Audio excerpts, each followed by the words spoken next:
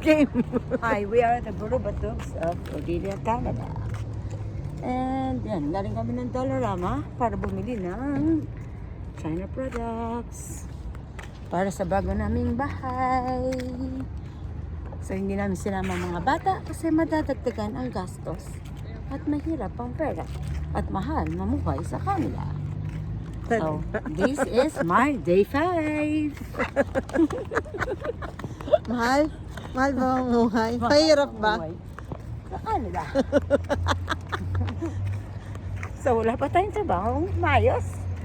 Kaya magtipid-tipid tayo. Kaya si ate muna ang gagastos. Iba-vlog ko to. Patay mo na yan. Day 5. Kamusta naman ang experience mo papunta sa Canada?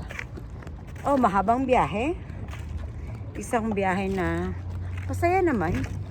16 hours sa Japan. Nag-enjoy ang mga bata. Salamat sa vending machine na may mga pagkain at inumin. They love it. So we stayed in the airport and then we flew from Japan to New York. So New York, since bad weather, super delayed ang flight. Pero in the end, okay naman. Wala namang problema sa immigration sa Canada. Siguro pagod na sila maghintay kasi madaling araw na. Ilang minuto lang kayo? Mga 5 minutes, we're Wow. done. Nakuha ko na yung work permit ko. 5 minutes? Ano yung 5 hinanap sa minutes. yung papel? Just the... No, actually, binalik niya yung passport ko. Right away. Alis wala, parang wala. Inisyuhan ka kagad? Inisyuhan Galing niya ako. naman. Paano yung Kasi luggage? remember, Mhm. before you go to Canada, kailangan mag-sign up ka sa ArriveCan. Mhm. And I placed there na June 30th dapat ang arrival namin. Flight blah blah blah.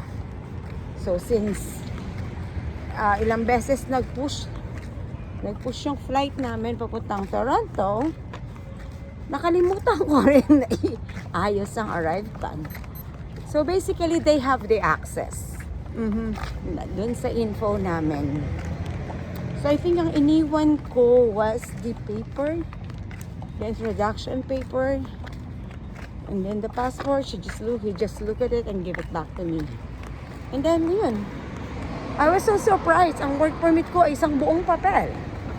Same with the study permit ng mga kids. So it Talaga? was easy.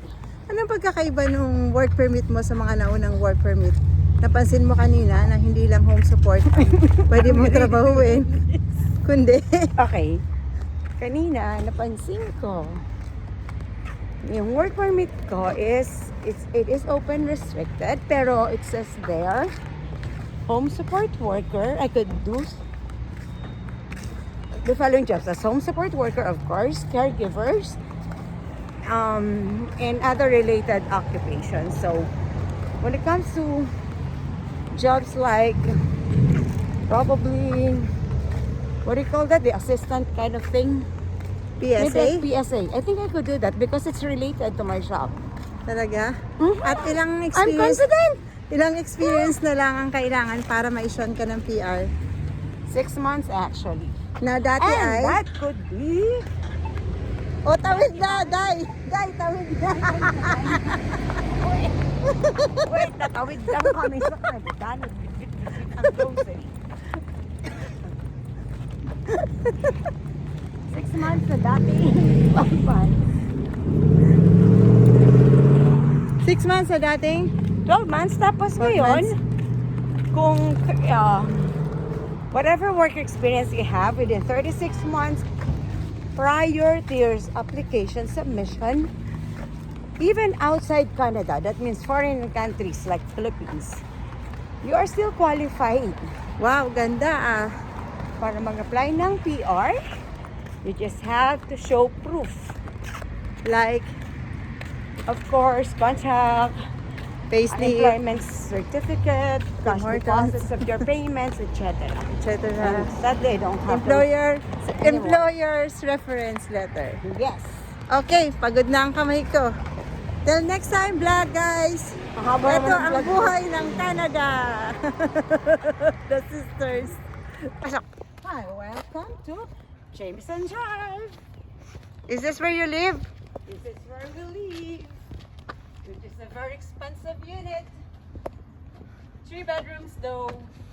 And centralized air Toilet and condition? bath. Come in. Okay. Pagtulong sa mga tao. Hello, manong people, mabuhay! Para sa Mimi miss you. para sa Mimi miss you. para